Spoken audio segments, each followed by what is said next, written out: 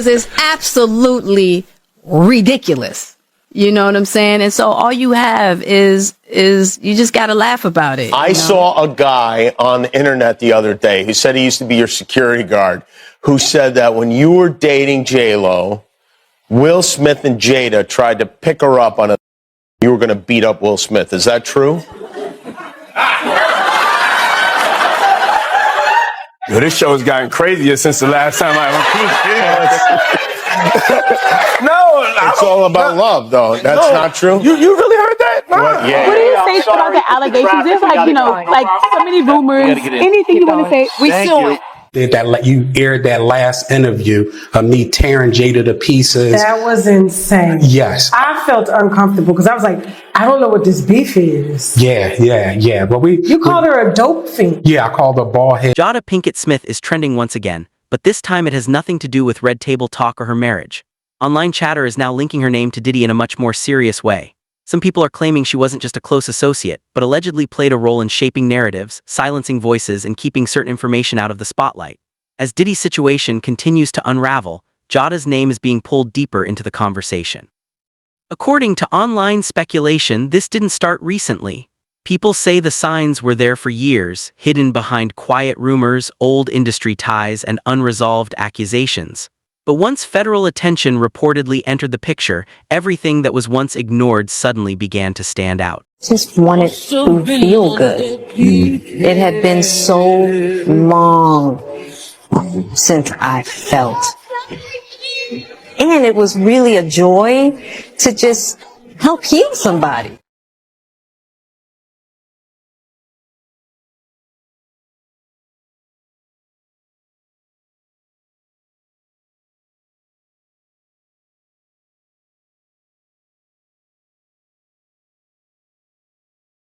Here, and I'm dropping evidence, period. You said I extorted you. You said there's a money shakedown. You said a lot of things about me, and you know that the things that you said were untrue. Let's get into a little bit more of it. Jada runs Will.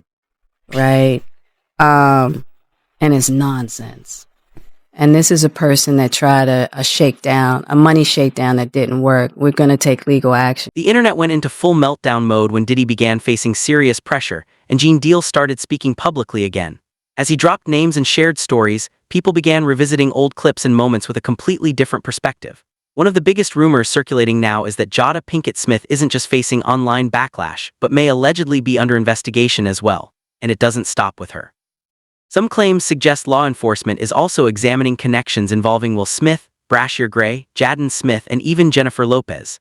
Yes, J-Lo's name has been pulled into the discussion too. According to the story being pushed back when Diddy was dating Jennifer Lopez, he allegedly believed Will and Jada were making calculated moves toward her. These claims suggest the situation felt tense and personal, not harmless or playful. Allegedly, Diddy thought the tension was serious enough that it could escalate into a physical confrontation. We were at a birthday party that I think either Matt Damien was giving for Ben Affleck. It was just a little gathering. They was at the Four Seasons. Will Smith and his sister and her husband, we were all sitting on this side of the room. Matt Damien, Ben Affleck, Jennifer Lopez, Puff, Will Smith, and Jada, and they was sitting on the other side of the room. So I know Puff so well that he stood up. When he stood up, he walked and did his arm some kind of way, and then he went like this, like that. I went over towards him. I know to go over there towards him.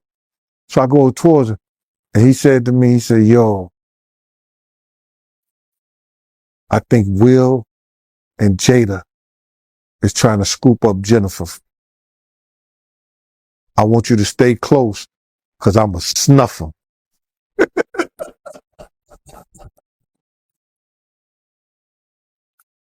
I said to myself, Will Smith going to beat the shit out you. I could move slow enough that Will could probably get 2 or 3 punches back in. Yeah, but that shit was funny. He thought that Jada and Will was coming on too strong to Jennifer, making advances. Whether people believe those claims or not, the rumors added fuel to an already growing conversation. For years, the public has viewed Will and Jada's relationship as unconventional. Over time, Jada herself confirmed that their marriage wasn't as traditional as many assumed.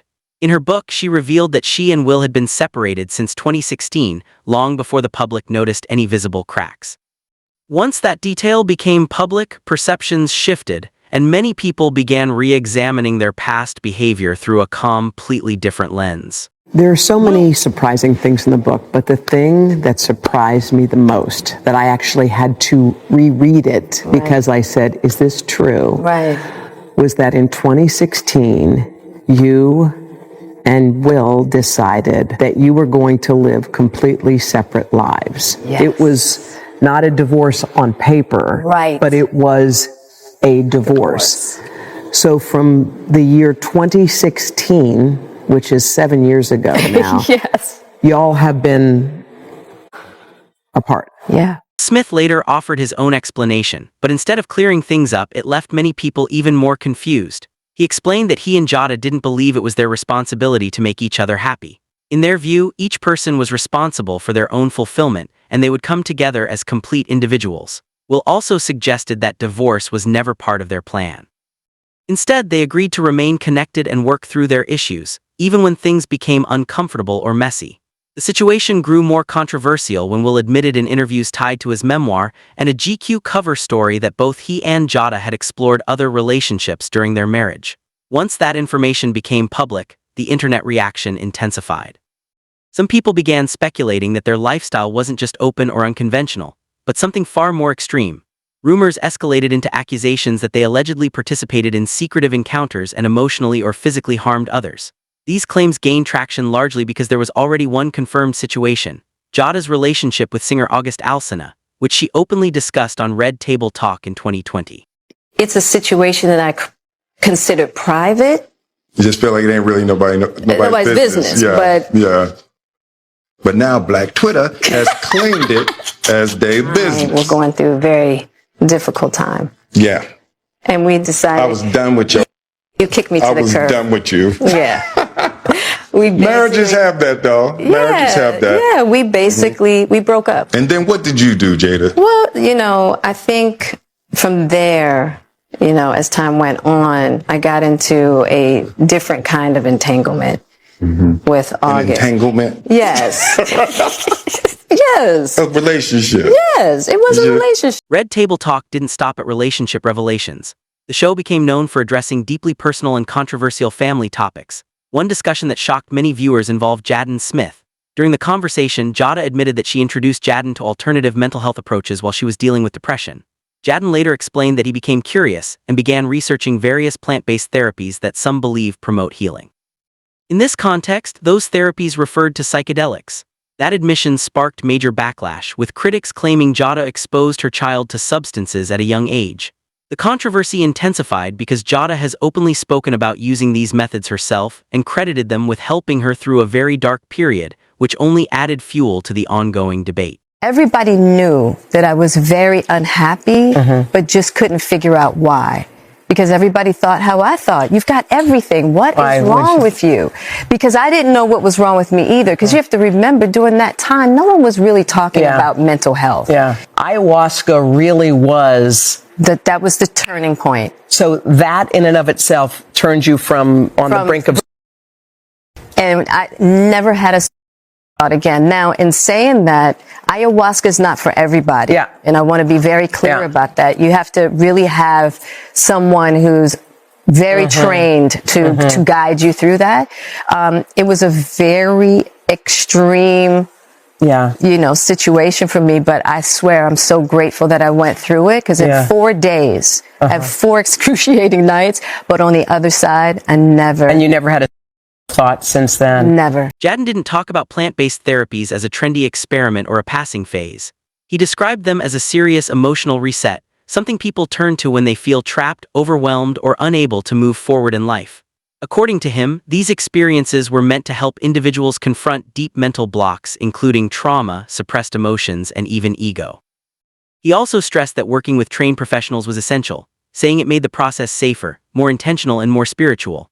However, once his comments reached the public, the discussion quickly shifted. Many people stopped hearing words like healing or growth and focused only on substances. That change in tone sparked backlash and suspicion. Over time, critics began questioning Jaden's personal life as well, arguing that his path looked nothing like that of a typical celebrity child. Rumors spread that he allegedly left home and legally separated himself from his parents entirely. This claim fueled intense online debate, with many asking why a son would feel compelled to completely distance himself from his own family publicly. What are you saving for? I'm gonna buy my parents' house. Mm-hmm. You're going to buy your parents' house from them? From them, yes. Okay.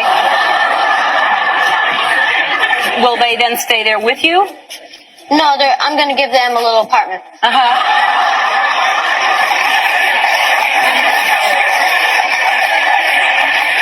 Will that be like in the backyard, or where will the... That's when Jaguar Wright and several others began pushing a far more disturbing theory.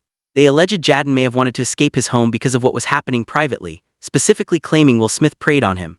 What intensified the reaction was that viewers started re-examining old footage, suggesting certain on-camera moments looked suspicious. To them, it felt like alleged evidence had been visible on national television all along before. I sense that there's there's a distance in terms of affection showing between the general and his son. Absolutely. Is it like that at home or no? Nah, really. We're very affectionate. Have you We're very affectionate. He tried to kiss me in Have you ever kissed your son on Thai television before? You're not looking kiss Can my you kiss your son. Thai on Thai I television? can kiss my son. That's Jaden. Come on.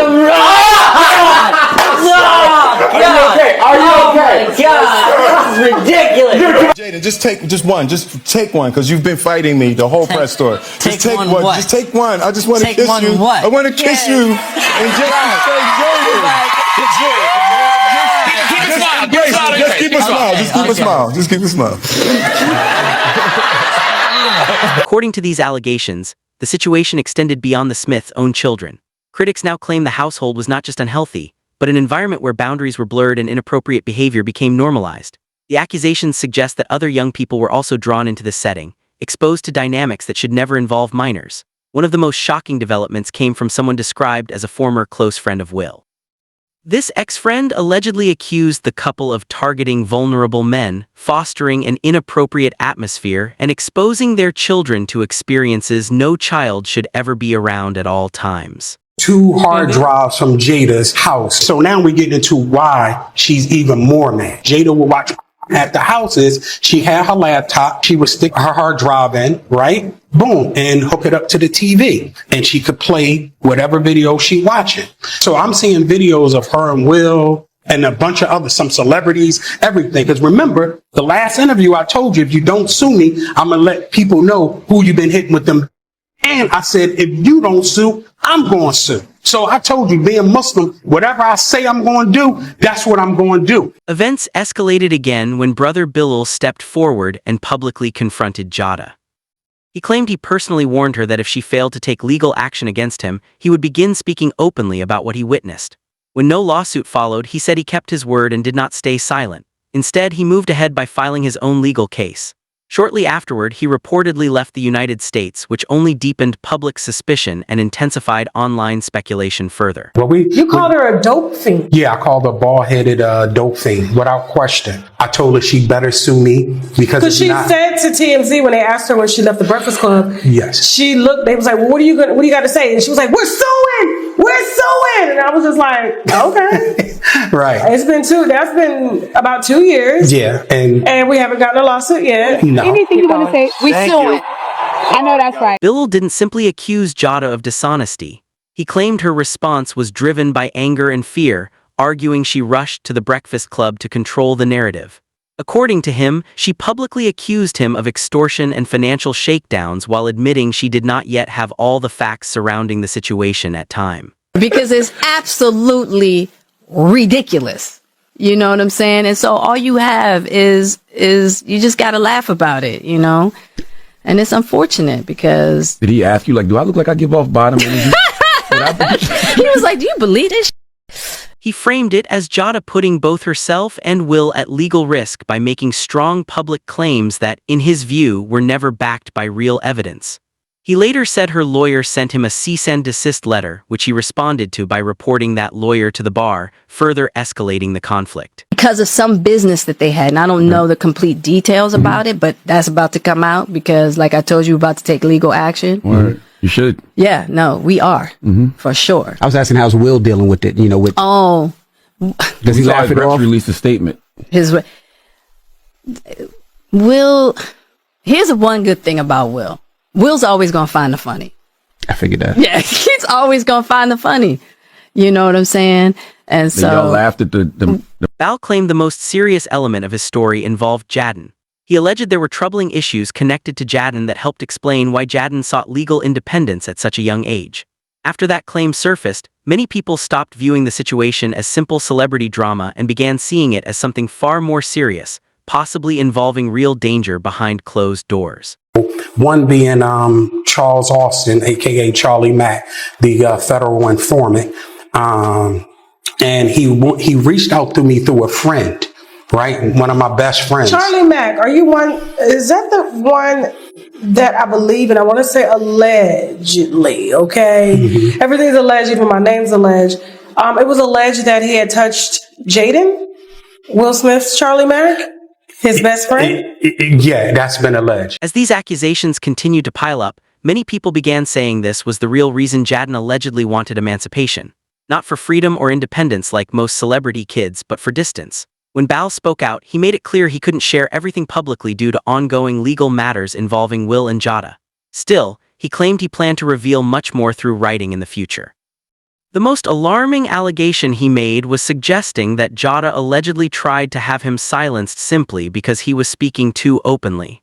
To some listeners, it echoed the way critics claimed Diddy dealt with people who became threats, making the accusations feel even more unsettling. When I pull up to my apartment in Columbia, there are a bunch of guys with two guys with black pants and white shirt, Scientologists outfits, right? Not saying they're Scientologists, who knows, right? And then there was another guy who I found out to be a private investigator, and they were by my house. So I told him to drive past, right? So he drove past, he parked. And I'm like, damn, why are they in front of my house? But the crazy thing before that, somebody sent a picture of the front of my door in my apartment and texted to me from a number. Fast forward to the present. With Diddy now behind bars for serious charges, public attention has shifted beyond just him. People are actively re-examining everyone who remained close to him for years, and Jada Pinkett Smith's name continues to surface in these conversations. According to Gene Deal, the reason her name keeps coming up is the belief that Jada and Will may allegedly be connected to some of the tapes Diddy was rumored to keep from his FO nights. Gene claimed there is one specific tape circulating that supposedly shows Diddy with another man, and the rumor is that the other person is a major A-list celebrity. From there, Gene began thinking out loud about who that person could be. He asked listeners to consider who in the entertainment industry holds more power or influence than Diddy. He mentioned names like Will Smith and Nick Cannon, but admitted it was difficult to narrow down. He also suggested the individual might be black, though he added that the list of black A-listers more powerful than Diddy is relatively small in his view. Guys that are A-listers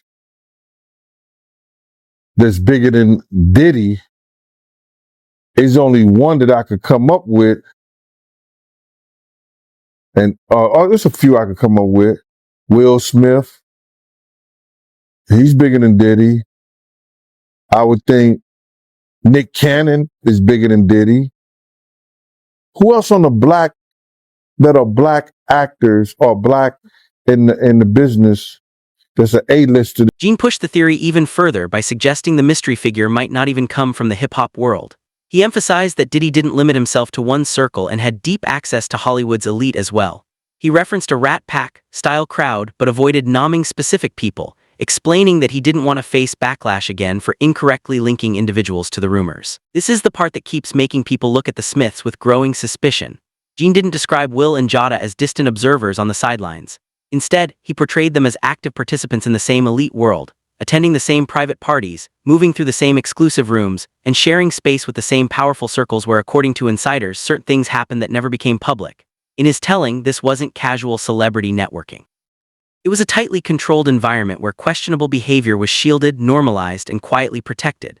The conversation then shifted again when Gene raised another possibility. What if the person on the alleged tape is black at all? He argued that idea still fits, since Diddy's influence stretched far beyond hip-hop into high-level Hollywood circles, opening the door to an even wider range of possibilities. If he's bigger than Diddy, and he's not none of the names that I said, probably so. That's when Gene mentioned the name that made people freeze. He suggested that if the person on the tape were younger, extremely famous, and not black, then Justin Bieber could be a possibility. Once that idea surfaced, the discomfort online intensified, especially because Bieber, Will Smith, and Diddy have all crossed paths in private industry spaces over the years. Almost instantly, the internet began connecting dots, whether fair or not. Just as the speculation reached a peak, Jaguar Wright's allegations entered the conversation and completely shifted the tone. Jaguar has long claimed that Jada's influence over Will went far beyond their marriage. In her view, Jada wasn't simply Will, wife, but someone allegedly connected to deeper power structures within the same elite circles Diddy moved in. She described these spaces as environments where behavior that would shock ordinary people is treated as normal behind closed doors. When Jaguar discussed the Chris Rock slap, she rejected the idea that Will simply snapped. She claimed he initially laughed at the joke like everyone else.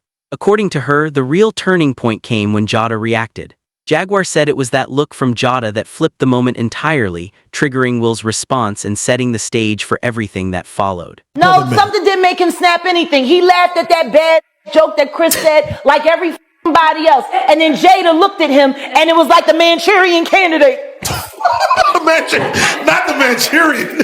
Not the Manchurian. God damn it. Is an angle most people have not seen. Look at Jada's reaction.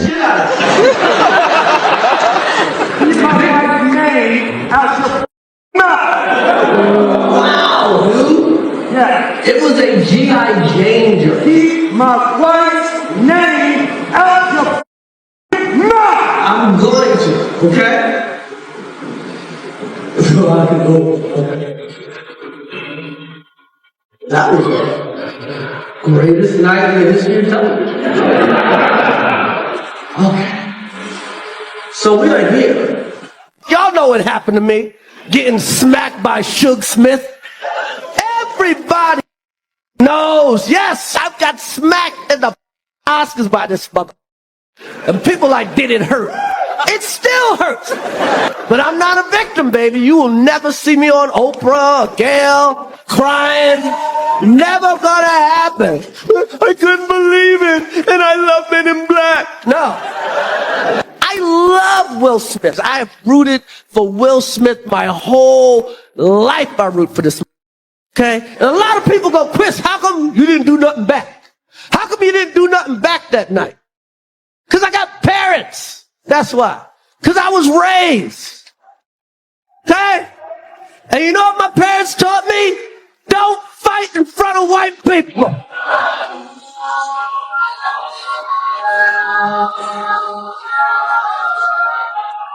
Jaguar doesn't present her claims as isolated incidents. She repeatedly returns to the same core argument. Situations like this only exist in powerful circles where normal rules don't apply. In her view, people like Diddy don't remain influential for decades by chance but because they are protected. She insists Jada wasn't a stranger to that world, portraying her as someone who moved comfortably in spaces where behavior that would alarm most families was reframed as growth, freedom, or lifestyle choices. Jaguar then pointed to something that caused many people to pause, because it wasn't based on rumor or insider stories. She referenced material that allegedly appeared online in plain sight, something she treated as visible proof that boundaries were never respected in the first place. To her, it reinforced the idea that what people were only now questioning had been openly displayed for years. On social media. She was 13 with a 22-year-old man in her bed. Saw that. It's no big deal. They were just hanging out. According to Jaguar, what makes the situation even more disturbing is that she doesn't believe the harm was limited to Will and Jada's own children. She claims other young people around them were also influenced, damaged, or exploited while under Will's protection. In her view, the most troubling part is that she doesn't believe Will has ever truly taken responsibility. That could be his Saturday night in LA. So, and he's up in your daughter's bed. Yeah. With his shirt off, frolicking.